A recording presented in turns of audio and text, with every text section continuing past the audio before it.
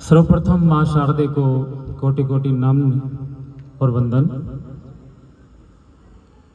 आज के कार्यक्रम के मुख्य अतिथि, विशिष्ट अतिथि और अन्य जो भी हमारे यहाँ पहुँचे हुए हैं मेहमान, उन सब का विद्यालय परिवार की ओर से हार्दिक अभिनंदन, स्वागत, सत्कार।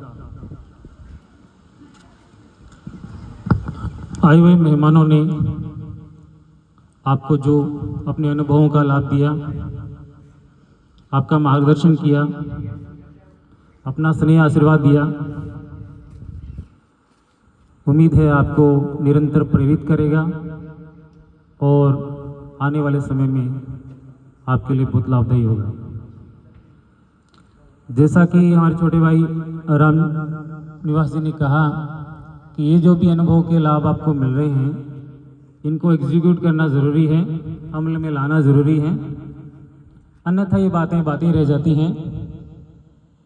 इनको आप निरंतर आत्मसात करेंगे तो ये एक दिन आपको लाभ अवश्य देंगे।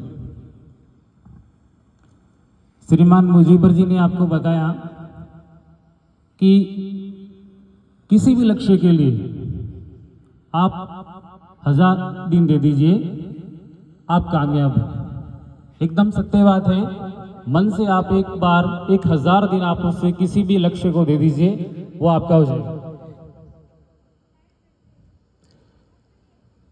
उम्मीद करता हूँ, विद्यालय परिवार उम्मीद करता है कि आपका स्कूल के प्रति अपना तो हमेशा बना रहेगा। ये कदापि किसी माता पिता के लिए सुखद विषय नहीं हो सकता कि उसके बच्चे उससे दूर जाएं।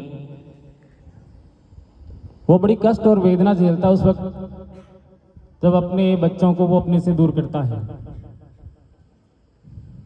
लेकिन बच्चों के उज्जवल भविष्य के लिए वो ये पीड़ा और वेदना भी सहर्ष झेल जाता है। कमोबेश यही स्थिति आज हमारे विद्यालय के हर सदस्य की। लेकिन इस बात का हमें बहुत ही गर्व भी है और खुशी भी कि आप अपने लक्ष्य के प्रति सजग भी हैं और आगे बढ़ेंगे। उम्मीद भी करते हैं, आशा भी करते हैं, आशीर्वाद भी देते हैं और दुआ भी करते हैं, आप कामयाब होंगे। वैसे तो आप सभी समझदार हैं, लेकिन चंद बातें मैं भी आपको बोल ही देता हूं। सर्वप्रथम देखिए, किसी लक्ष्य को निर्धारित करना अति आवश्यक होता है। बिना लक्ष्य के अगर हम चलते हैं तो लक्ष्य या तो हमें मिलता नहीं है और या बहुत समय लग जाता है उसमें। तो सर्वप्रथम आप अपना एक लक्ष्य ऐसा निर्धारित कीजिए जिसके लिए आप समर्पित हो जाएं। और जैसा कि सर ने बताया 1000 दिन दे दीजिए उसको। और लक्ष्य आपका ऐसा होना चाहिए जिसमें आपको अच्छा फील होता हो। ऐसा नहीं है कि किसी को देखा, हाँ वो अच्छा कर रहा है, वो अच्छा स्टेटस है उसका, है ना, दूसरों को देख के और लक्ष्य बना लिया। वो जो स्थिर नहीं होते हैं वो लक्ष्य आपका खुद का अपना होना चाहिए और उसमें आनंद आना चाहिए आपको करते समय। कुछ उसके लिए जो भी आप मेहनत करते हैं उसमें आनंद आना चाहिए आपको। वो पैशन होना चाहिए आपका, हॉबी नहीं, पैशन होना चाहिए। पूरा डेडिकेशन के साथ में उसके कर सकते हो आप। अब पैशन क्या होता है, कई बार सोचते हैं कि ये मेरे को अच्छा लगता है ये काम, इसमें मेरे को आनंद आता है। लेकिन पैशन वो होता है जिसके लिए आप भूखे रह के भी काम कर सकते हो। कई बार ऐसा लगता है, हमें बहुत चीज़ अच्छी लगती है कि चलो हम ये कलेक्टर बन जाएंगे, IAS बन जाएंगे, कलेक्टर बन जाएंगे कभी फ्यूचर में, या फिर तो कितना बड़ा रुतबा होता है उसका, सैल्यूट करते हैं लोग उसको, हैं, या फिर कुछ IPS या फिर कुछ भी हम सोच लेते हैं दूसरों को देखा देखी। तो वो नहीं होता। उसके लिए जितनी मेहनत लगती है उसको भी आपको करने में मजा आना चाहिए, चाहे भूखा रहना पड़े तो भी वो लक्ष्य होता आपका, वो पैशन होता आपका। उस तरह का कोई आप पैशन निर्धारित कीजिए, पैशन के अकॉर्डिंग लक्ष्य निर्धारित कीजिए और उसमें पूरी तरह से मनन करके और फिर समर्पित हो जाइए, वो लक्ष्य आपको मिलेगा।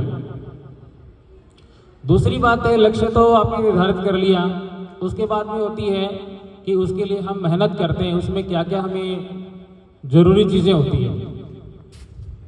एक जादुई शब्द है निरंतरता, कंसिस्टेंटली। कोई भी हम काम करते हैं, कुछ भी करते हैं XYZ, अगर वो निरंतरता के साथ में किया जाए तो हमारे लिए वो जादू की तरह काम करता है। जैसा कि सर ने भी बताया आपको कि ये जरूरी नहीं है कि आप कितने इंटेलिजेंट हो, आप कितने परसेंटेज आए हैं। जरूरी ये है कि आप कितनी निरंतरता के साथ में वो काम करते हो। बहुत बार देखा जाता है कि बहुत बच्चे मेहनत करते हैं, खूब करते हैं, लेकिन लास्ट टाइम में उनको वो रिजल्ट नहीं मिलता, ये वो लक्ष्य नहीं मिलता जो वो डिजर्व करते हैं या फिर उन्होंने सोचा होगा। उनके पीछे एक ही बात छुपी होती है या गलती छुपी होती है, वो निरंतरता की होती है। एक दिन 10 घंटे पढ़ाई की, 2 दिन आराम किया, मजे किए, तो 3 दिन में 10 घंटे तो हुए। इससे बेस्ट तरीका ये हो सकता है कि अगर आप 3 साढ़े 3 घंटे पर डे पढ़ो, वो 3 दिन कंटिन्यू, तो बात तो वही 10 घंटे हुए 3 दिनों में।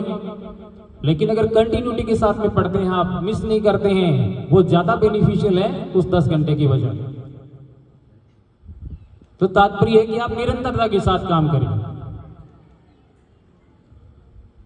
एक चट्टान पे एक बूंद गिरती है पानी की, आवाज आती है टप, दूसरी गिरती है, आवाज आती है टप टप, लेकिन वो बड़ी कमजोर बूंद होती है, उस चट्टान का कुछ नहीं बिगाड़ पाती।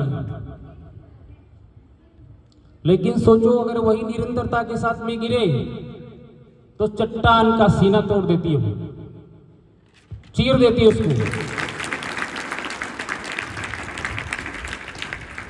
निरंतरता एक जादुई शब्द तो है ही, ये आपको लक्ष्य के लिए आवश्यक भी है। आप अभी कुछ हो क्या नहीं हो, उससे कोई मायने नहीं रखता।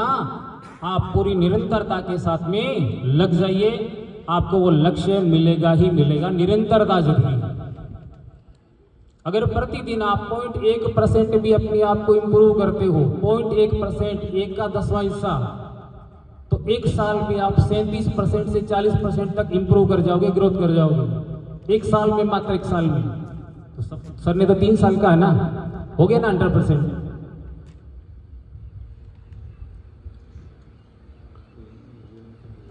आगे कई बार ऐसा होता है कि हम कुछ बिलीफ्स अपने दिमाग में पाल लेते हैं।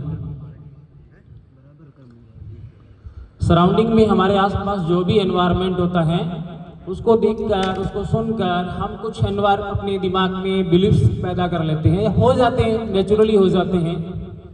ऑटो सजेशन होता है ना, क्योंकि हम अपने माइंड को ट्रेंड करने का वाला काम तो कभी करते नहीं है। सब कुछ ऑटो सजेशन चलता है। जैसे स्कूल में आते हो पर डे आप, क्या आप स्कूल के लिए खुद जगते हो? बहुत कम बच्चे मिलेंगे। उनको या तो घर वाले जगाते हैं या अलार्म जगाते हैं। वो ऑटो सजेशन है, आप खुद नहीं जग पाते।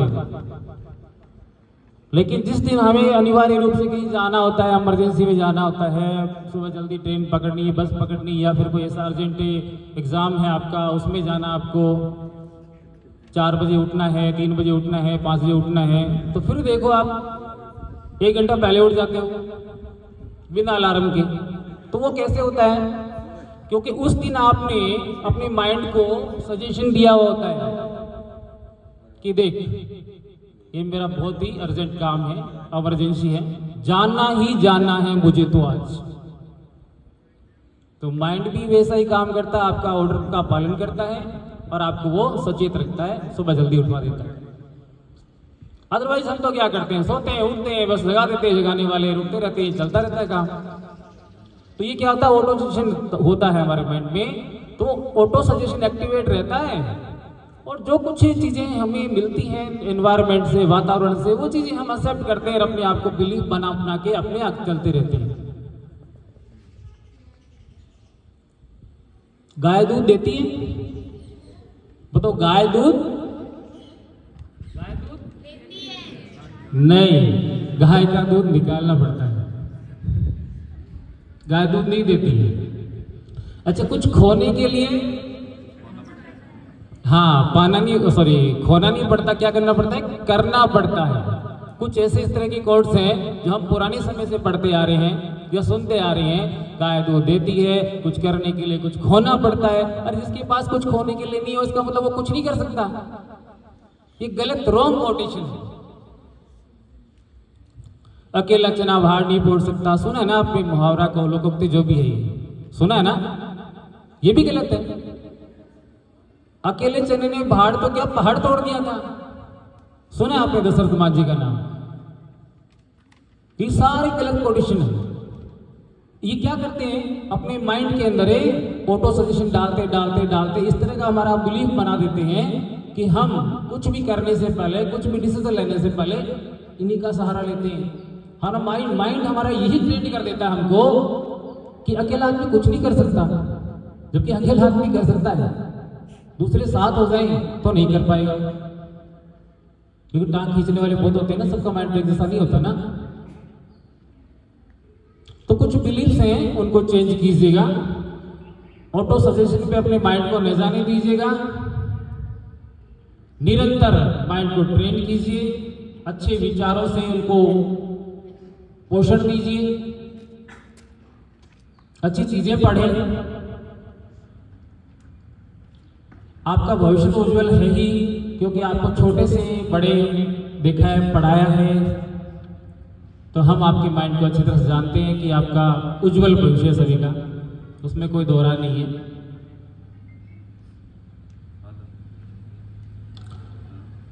और एक और बात कहनी है, वो है संस्कार की।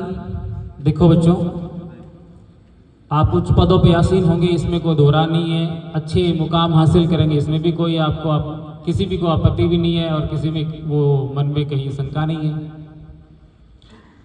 लेकिन संस्कार जो होते हैं ना, वो बहुत जरूरी होते हैं। चाहे कलेक्टर बन जाए, लेकिन संस्कार नहीं है उसमें, तो उसकी भी यश अपकीर्ति में बदलते समय नहीं लगता है, उसका भी अपयश होने लगता है, उसकी भी कीर्ति छीन जाती है।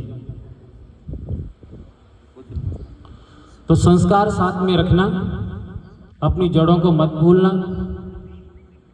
संस्कारहीन, चरित्रहीन व्यक्ति कभी कीर्ति नहीं पा सकता, चाहे वो कितना ही बड़ा बन जाए, कितना ही धन कमा ले और कुछ भी कर ले।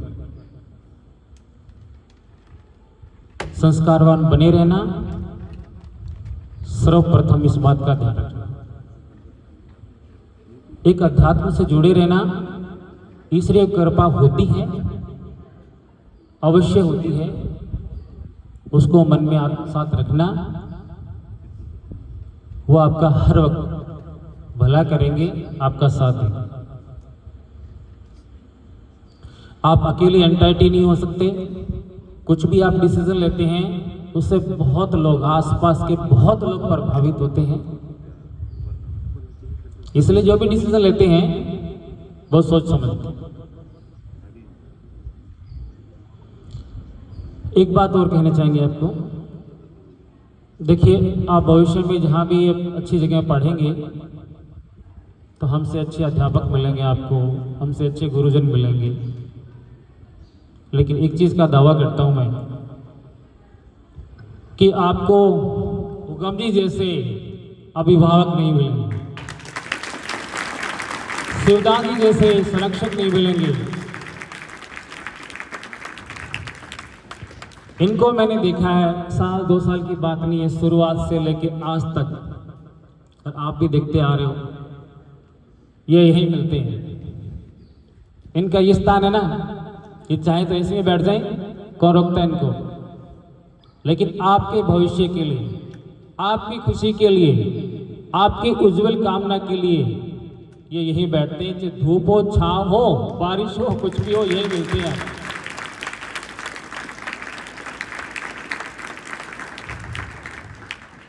इनकी खुशी में आप भी,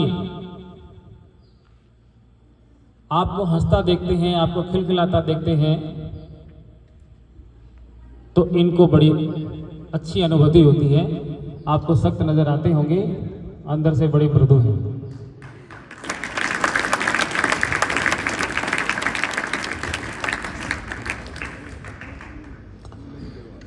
और तो हमारे और भी साथीगण हैं, आपको अच्छा मोटिवेट करेंगे। तो आपकी उज्जवल भविष्य की कामना के लिए आपको मेरी ओर से आशीर्वाद, मेरे पूरे विद्यालय परिवार की ओर से आशीर्वाद। आपकी यश कीर्ति बढ़े, आप सदा खुश रहें, आनंद में रहें। आपने जो भी मुकाम सोचा है, जो भी लक्ष्य निर्धारित किया है, वो आपको मिले, ऊंचे पद पर आसीन हो, एक अच्छे संस्कारवान इंसान बने, आदर्श नागरिक बने, देश की, समाज की सेवा करें। ये विद्यालय परिवार आपका है, एक परिवार है आपका, विद्यालय ही नहीं है। इसके साथ में जुड़े रहिएगा। आपको उज्जवल भविष्य की कामना। आपके बोर्ड एग्जाम में बेस्ट से बेस्ट रिजल्ट आए, तहलका मचा दें, इसकी भी मैं आपको शुभकामनाएं दूंगा।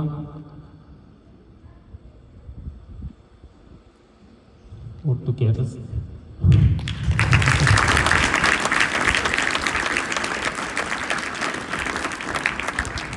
चलिए, मंगल कामनाओं के साथ में जय श्री कृष्ण।